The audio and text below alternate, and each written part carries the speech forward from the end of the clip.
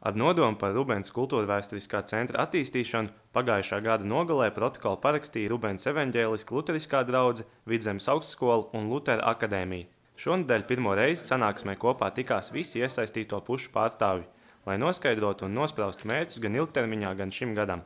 Projekta īstenošanas kopējais laiks ir 10 gadi, bet pirmajā sanākšanas reizē komiteja vairāk vērtēja to, ko iespējams izdarīt jau šajā gadā. Mēs kopīgi ar novadu skatāmies, kā to teritoriju var sakārtot, jo draudzē ir dievnams, ārkārtīgi vēsturisks objekts Kocēnu novadā, bet tur nav tikai dievnams, tur ir arī visa tā teritorija, kur prasa varbūt ne tikai vēl kādu papildus izpēti bez tā, kas ir izdarīts, bet arī sakārtošana, ir vēlēšanās, ka tas būtu cilvēkiem patīkami un pievilcīgi.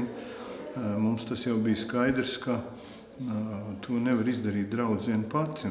Beigās tur ir cilvēki, tas ir novads, tur ir šis ciemata centrs.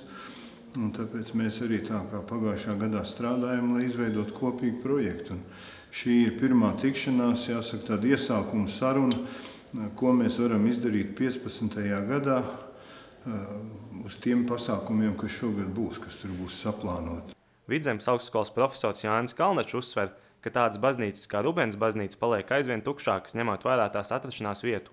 Skatoties uz baznīcas vēsturi un faktu, ka Rubenē 13. gadsimta sākumā priesteris Indriķis, slaveno Indriķu kroniku autors, dibinājis vienu no Latvijas senākajām kristīgajām draudzēm, nepieciešams nodrošināt to, ka baznīca kļūtu dzīvāka, izmantotāka, apdzīvotāka un tiktu izmantota ne tikai draudzes vajadzībām, bet arī piesaistīt turistus.